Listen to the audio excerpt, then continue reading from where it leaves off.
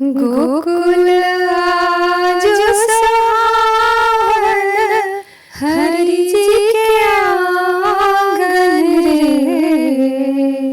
गोकुल आज सुहावन, हरि जी के आंगन रे। ललन नंद महल घर सोहर, सकल सुर हर रखित रे। ललन नंद महल घर सोहर, सकल सुर हर रखित रे। नंद महल साय यशोदा रानी, अति गुण आगरी रे। नंद महल यशोदा रानी, अति गुण आगरी रे।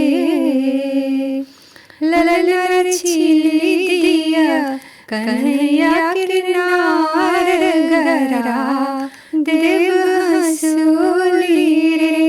ललन छिली दिया कन्हैया किरनार, गरा देव हंसूली रे।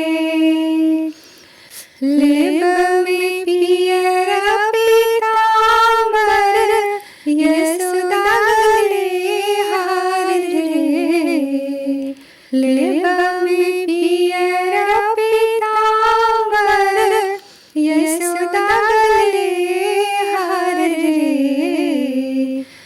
ललन लेब में चढ़ा के घोड़ा, नाक के बेसरी रे। ललन लेब में चढ़ा के घोड़ा, नाक के बेसरी रे।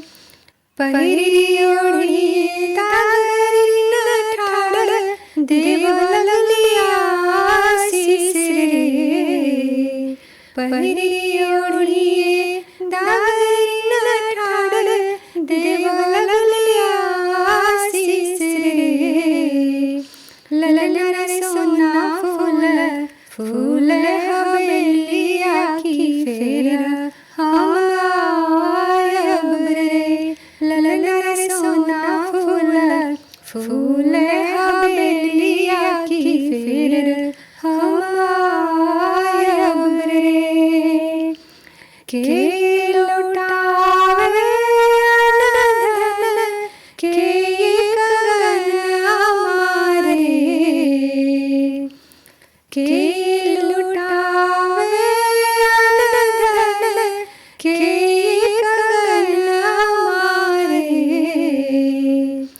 ललन के लुटावे धेनु गैया, नंद घर सोहर रे। ललन के लुटावे धेनु गैया, नंद घर सोहर रे।